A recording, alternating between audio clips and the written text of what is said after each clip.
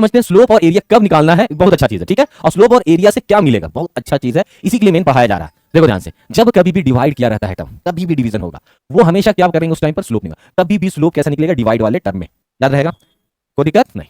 जब कभी कोई टर्म क्या हो रहा है, मल्टीप्लाई हो रहा, तो मल्टीप्लाई होगा तो क्या मिलेगा, एरिया। डिवीजन होगा तो स्लोप, मल्टीप्लीकेशन होगा तो एरिया, यही याद रखना।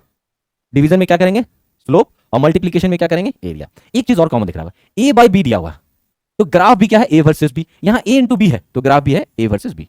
तो इस ग्राफ पे कोई ज्यादा टेंशन नहीं है, जो ऊपर रहेगा वो नीचे रहेगा। सपोज हम एग्जांपल लेते हैं कि pressure is equal to force by area होता है कि नहीं, कोई दिक्कत नहीं, फोर्स बाई एरिया। मतलब ग्राफ जो होगा वो क्या होगा, एफ वर्सेस क्या होगा, ए, इसी के हिसाब से, ठीक। अब यहां जब डिवाइड किया हुआ है तो क्या करना पड़ेगा, स्लोप निकालना पड़ेगा कि नहीं निकालना पड़ेगा।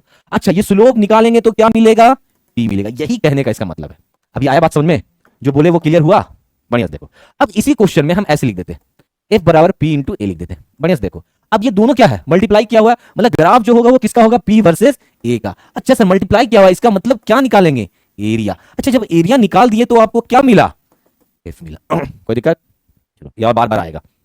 डिवीजन मतलब स्लोप, मल्टीप्लिकेशन मतलब एरिया, ये याद रखोगे। स्लोप और एरिया से देखो ध्यान से लिखा हुआ, एस वर्सेस क्या लिखा हुआ, टी का ग्राफ दिया हुआ। यहाँ जो ग्राफ का जो टाइप है एस वर्सेस टी, ठीक है। और स्लोप क्या दे रहा, वी, ठीक है। इसका क्या मतलब हुआ, इसको समझते हैं बहुत अच्छे डिटेल से, इसी को समझना है बाबू, ठीक है। ये अगर समझ गए तो काम हो गया।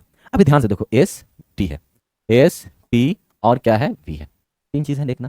अभी हम लोगों को क्या बोला है कि स्लोप निकालना है, स्लोप दे रहा है, स्लोप क्या दे रहा है ये पूछ रहा। तो स्लोप का मतलब डिवाइड होता है सर, ठीक है। जो भी एस वर्सेस किसका ग्राफ था, टी, तो इन दोनों को क्या किया, डिवाइड कर दिए। ये डिवाइड करने का मतलब होता है स्लोप। और जब डिवाइड किया ना तो फॉर्मूला क्या होता है, डिस्टेंस बाय टाइम जब निकालते हैं तो फॉर्मूला क्या मिलता है, स्पीड मिलता है। इसीलिए ये क्या बता रहा है, स्पीड को मिल रहा, ठीक है। अच्छा सर ये बताइए कि अगर एस इंटू टी लिख देते तो कुछ मिलता, इसका कोई फिजिकल मीनिंग नहीं होगा, कोई भी नहीं, कुछ नहीं मिलेगा।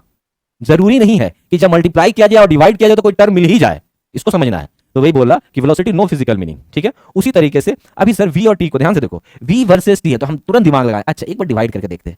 अच्छा डिवाइड जब हुआ ना, इसका मतलब क्या हो गया, डिवाइड का मतलब सर बताए थे स्लोप, बहुत अच्छा। अच्छा स्लोप मिला तो वी बाई टी करने से क्या मिलता है, ए मिलता है, तो ये एक्सेलरेशन को बता रहा कि नहीं बता रहा। अच्छा अगर हम वी और टी को मल्टीप्लाई कर दे तो सर कुछ मिलेगा, हाँ, वी और टी को मल्टीप्लाई करें ना तो इसका मतलब हो जाता है एरिया, मल्टीप्लाई का मतलब एरिया, सही है। जब वी और टी को मल्टीप्लाई करते हैं वेलोसिटी और टाइम को तो हमको मिलता है डिस्प्लेसमेंट, क्या मिलता है, डिस्प्लेसमेंट। अच्छा यहाँ देखो, यहाँ हो गया, यहाँ जब इसी वीटी को डिवाइड किया जाए तो एक्सेलरेशन मिला, और इसी वीटी को जब मल्टीप्लाई किया गया तो डिस्प्लेसमेंट मिल गया, यहाँ मिल गया, इसका फिजिकल मीनिंग है, क्लियर।